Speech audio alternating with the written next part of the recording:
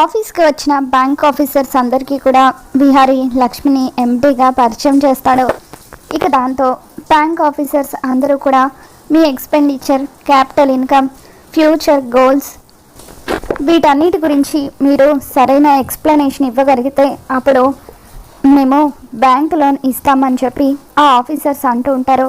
Sure officers, కాసేపట్లో లక్ష్మి అందరికీ presentation ఇస్తుంది అని చెప్పి విహారీ అంటూ ఉంటాడు.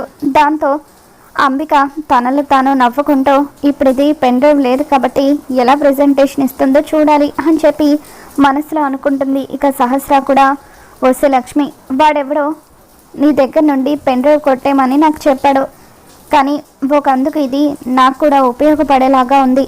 ఇప్పుడు నువ్వు అందరి ముందు ప్రజెంటేషన్ ఇవ్వలేక తలదించుకుంటే వాళ్ళు లోన్ ఇవ్వకుండా వెళ్ళిపోతారు. కాబట్టి అప్పుడు బావ నిన్ను ఖచ్చితంగా అసహించుకుంటాడు. ఒక్కసారి నిన్ను అసహించుకొని దూరం పెడితే అప్పుడు నేను మా బావకి ప్రేమతో దగ్గర అవ్వచ్చు అని చెప్పి సహస్ర అనుకుంటుంది. లక్ష్మి ప్రజెంటేషన్ ఇవ్వడం కోసం అని చెప్పి పెన్ డ్రైవ్ కోసం బ్యాగ్లో వెతుకుతూ ఉంటుంది. ఇక అలా తను కొంతసేపు బ్యాగ్లో వెతికిన తర్వాత పెన్ డ్రైవ్ కనిపించకపోవడంతో ఆఫీసర్స్ అందరూ లేట్ అవుతుందని చెప్పి వాట్ హ్యాపెన్ విహారీ, మేము ఇంకా ఎంతసేపు వెయిట్ చేయాలి, మా టైం చాలా valuable, please don't waste it అని చెప్పి అంటూ ఉంటారు. ఇక దాంతో sir please give me 5 minutes sir అని చెప్పి లక్ష్మి అంటూ ఉంటుంది. ఇక దాంతో 5 minutes మాత్రమే వెయిట్ చేస్తాము, 5 minutes తర్వాత మీరు ప్రజెంటేషన్ ఇవ్వలేకపోతే అప్పుడు మీ లోన్ క్యాన్సిల్ అవుతుంది అని చెప్పి ఆ ఆఫీసర్స్ అందరూ కూడా విహారీ మీద మండిపడుతూ ఉంటారు. అప్పుడు విహారీ, లక్ష్మి ఏంటిది, ఇటువంటి ప్రజెంటేషన్ ఇచ్చేటప్పుడు జాగ్రత్తగా చూసుకోవాలి కదా అని చెప్పి అంటూ ఉంటే విహారీ గారు, రాత్రి పెన్ డ్రైవ్ని నేను బ్యాగ్లోనే పెట్టాను కానీ ఏమైందో తెలియడం లేదు అని చెప్పి లక్ష్మి టెన్షన్ పడిపోతూ ఉంటుంది.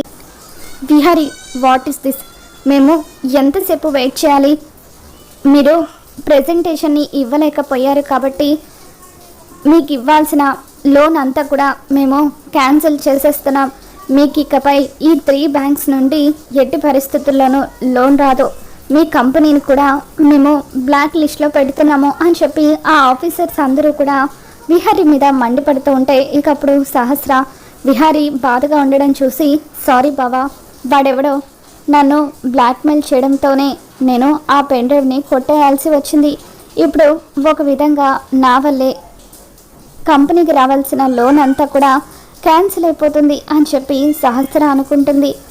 అలా ఆఫీసర్స్ అందరూ కూడా విహారిని, లక్ష్మిని తిట్టేసి లోన్ క్యాన్సిల్ చేస్తున్నామంటూ అక్కడి నుండి వెళ్ళిపోతూ ఉండగా, ప్లీజ్ సార్ అని చెప్పి Lakshmi, if you don't mind ప్రజెంటేషన్ని నేను పెన్ డ్రైవ్ లేకుండానే ఇవ్వచ్చా సార్ అని చెప్పి అంటూ ఉంటుంది. ఏంటి, పెన్ డ్రైవ్ లేకుండా ప్రజెంటేషన్ ఇస్తారా, అది ఎలా పాసిబుల్ అవుతుంది అని చెప్పి ఆఫీసర్స్ అంటూ ఉంటారు.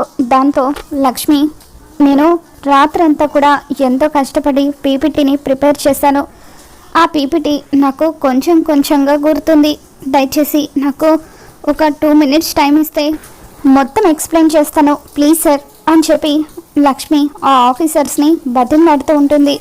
సరే, ఇంతలా అడుగుతున్నారు కాబట్టి మీరు చెప్పిందంతా కూడా మేము వింటాము, కానీ మీ ప్రజెంటేషన్లో ఏ చిన్న పొరపాటు జరిగినా సరే మేము వెంటనే లోన్ క్యాన్సిల్ చేసి వెళ్ళిపోతాము, కీప్ ఇట్ మైండ్ అని చెప్పి ఆ ఆఫీసర్స్ అంటూ ఉంటారు. షూర్ సార్ అని చెప్పి లక్ష్మి ప్రజెంటేషన్ని మొదలు పెట్టేస్తుంది. అలా లక్ష్మి ప్రతి క్యాలిక్యులేషన్ని కూడా ఎంత చక్కగా గుర్తుపెట్టుకొని ఆ ఆఫీసర్స్ అందరికీ కూడా ఎక్స్ప్లెయిన్ చేస్తూ ఉంటే సహస్ర, అంబిక ఇద్దరు ఒక్కసారిగా షాక్ అవుతూ ఉంటారు. అసలు దీని మెమరీ పవర్ ఏంటి ఇలా ఉంది, ఇంత పెద్ద పెద్ద క్యాలిక్యులేషన్స్ అన్నీ ఇంత సింపుల్గా అలా ఇలా గుర్తుపెట్టుకుంది అని చెప్పి వాళ్ళు అలా షాకింగ్గా చూస్తూ ఉంటారు. లక్ష్మి అలా ప్రతిదీ ఎక్స్ప్లెయిన్ చేయడంతో ఆ ఆఫీసర్స్ లక్ష్మి చెప్పిన దానికి ఇంప్రెస్ అవుతారు. ఇక దాంతో ఆ ఆఫీసర్స్ సూపర్ అంటూ లక్ష్మికి చప్పట్లు కొడుతూ ఉంటారు. మీ క్యాపిటల్ ఇన్కమ్, ఎక్స్పెండిచర్, ప్రాఫిట్స్ గురించి అంతా కూడా చాలా బాగా ఎక్స్ప్లెయిన్ చేశారు, మీరు సూపర్, మీ మెమరీ పవర్కి హ్యాట్స్ ఆఫ్ అని చెప్పి వచ్చిన ఆఫీసర్స్ అందరూ కూడా లక్ష్మిని పొగుడుతూ ఉంటారు. విహారీ గారు, మీ ప్రెజెంటేషన్ మాకు చాలా బాగా నచ్చింది కాబట్టి మేము మీకు లోన్ ఇవ్వడానికి ఒప్పుకుంటున్నాము అని చెప్పి ఆ ఆఫీసర్స్ విహారీకి షేక్ హ్యాండ్ ఇస్తూ ఇప్పుడే మనం అగ్రిమెంట్ చేసుకుందామని అంటూ ఉంటారు. ఇక దాంతో Vihari thank you officers, thank you so much అని చెప్పి అంటూ ఉంటే లక్ష్మి కూడా వాళ్ళకి థ్యాంక్స్ చెప్తూ ఉంటుంది. ఇక ఆఫీసర్స్ అక్కడ అగ్రిమెంట్ చేసుకొని వెళ్ళిపోగానే విహారీ లక్ష్మికి షేక్ హ్యాండ్ ఇస్తూ థ్యాంక్ యూ లక్ష్మి, ఇదంతా కూడా నీ వల్లే పాసిబుల్ అయింది. పెన్ డ్రైవ్ పోగొట్టినందుకు నేను కూడా మొదట నీ మీద కోప్పడ్డాను, ఐఎమ్ రియల్లీ సారీ అని చెప్పి విహారీ అంటూ ఉంటాడు. దాంతో లక్ష్మి పర్వాలేదు విహారీ గారు, మీ స్థానంలో ఎవరున్నా కూడా అలాగే అనేవాళ్ళు అని చెప్పి మీ మాటలకు నేనేమీ బాధపడలేదు అని చెప్పి లక్ష్మి అంటూ ఉంటే అలా విహారీ లక్ష్మి మరింత దగ్గర అవ్వడం చూసిన సహస్రకు మరింత ఒళ్ళు మండిపోతూ ఉంటుంది. ఇంటికి వచ్చిన తర్వాత విహారీ ఇంట్లో వాళ్ళందరికీ లక్ష్మి గొప్పతనం గురించి మరింత గొప్పగా చెబుతూ ఉంటాడు. ఇక యమున లక్ష్మిని ఎంతగానో పొగుడుతూ ఉంటుంది.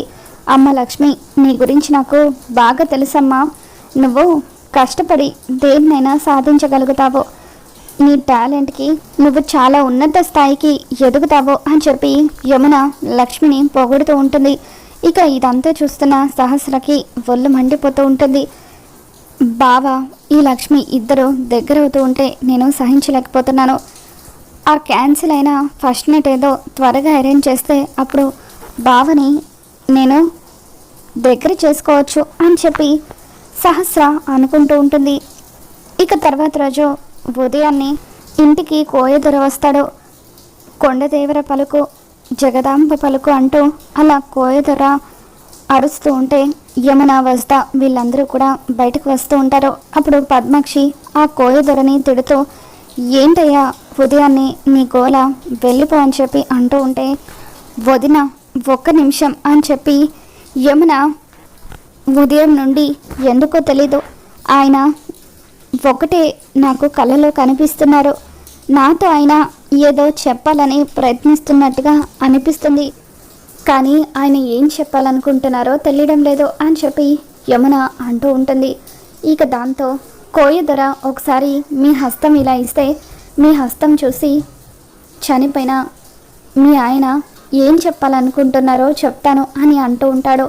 ఇక దాంతో యమున తన చేతిని కోయదొరకి చూపిస్తూ ఉంటే కోయదొర మంత్రం వేసి అలా యమున చేతిలోకి చూస్తూ మీ పెనిమిటి మీ నుండి దూరమైనందుకు చాలా బాధపడుతున్నాడు, త్వరలోనే మళ్ళీ ఈ ఇంటికి పసిబిడ్డగా రాబోతున్నాడు అని కోయదొర అనగానే ఇకప్పుడు పద్మాక్షి నేను చెప్పాను కదా యమున, సహస్ర కడుపున నా తమ్ముడు మళ్ళీ కొడుగ్గా జన్మిస్తాడు అని చెప్పి అంటూ ఉంటుంది. ఇక దాంతో యమున చాలా సంతోషపడిపోతూ ఉంటుంది.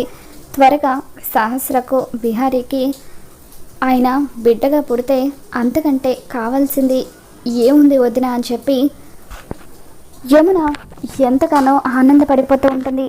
ఇకప్పుడు అటువైపుగా సహస్ర వస్తూ ఉంటే అమ్మ సహస్ర ఒక్కసారి ఇలారా, కోయదొర నీకు కూడా జాతకం చెబుతాడు అని చెప్పి అంటూ ఉంటే అప్పుడు కోయదొర సహస్ర చేతి వైపు చూస్తూ అసలు ఈ అమ్మాయికి సంతాన యోగం లేదు, ఈ అమ్మాయికి పిల్లలు పుట్టరు అని చెప్పి కోయదొర అంటూ ఉంటే అప్పుడు పద్మాక్షి రే ఏం వాగుతున్నారా నువ్వు, నా కూతురికి పిల్లలు పుట్టే అవకాశం లేకపోవడం ఏంటి, ఇప్పుడే కదా నువ్వు చనిపోయిన నా తమ్ముడు ఈ ఇంటికి మళ్ళీ బిడ్డగా రాబోతున్నాడని చెప్పావు, మరి అటువంటప్పుడు నా కూతురికి పిల్లలు పుట్టే అవకాశం లేదని చెప్తున్నావేంటి అని అంటూ ఉంటే అప్పుడు కోయదొర అమ్మ మీరు నమ్మినా నమ్మకపోయినా నేను చెప్తుంది నిజం, చనిపోయిన ఈ అమ్మ పెనిమిటి ఈ ఇంటికి మళ్ళీ చంటి బిడ్డగా రాబోతున్నాడు, కానీ ఈ అమ్మాయికి మాత్రం పిల్లలు పుట్టే యోగమే లేదు, మీరు ఎన్ని పూజలైనా చేయండి, ఎవరినైనా అడగండి, ఆ అమ్మాయికి మాత్రం ఎట్టి పరిస్థితుల్లోనూ పిల్లలు పుట్టరు అని చెప్పి కోయదొర చెప్పడంతో ఇతను నాకు పిల్లలు పుట్టే అవకాశం లేదని అంటున్నాడు, అంటే ఒకవేళ మామయ్య లక్ష్మి కడుపున బిడ్డగా పుట్టబోతున్నాడు అని చెప్పి ఒక్కసారిగా అలా షాక్ అవుతూ ఉంటుంది. మరి రాబోతున్న ఎపిసోడ్లో ఏం జరగబోతుందో మనం మన ఛానల్లో తెలుసుకుందాం. ఈ వీడియో మీకు నచ్చినట్లయితే లైక్ చేయండి.